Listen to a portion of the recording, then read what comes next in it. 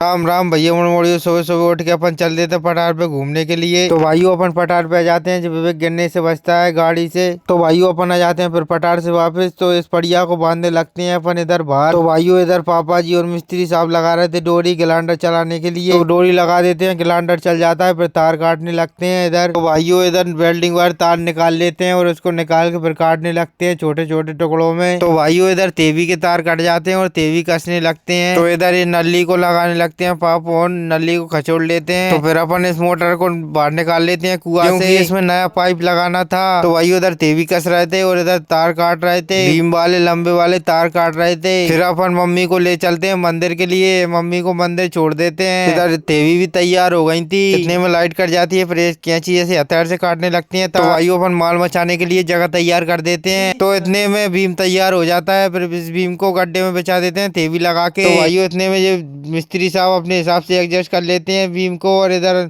अंशुल ने माल मचा दिया था पानी डाल के। इतने में पापा उधर जाते हैं गड्ढे में पूजा पाठ करने के लिए।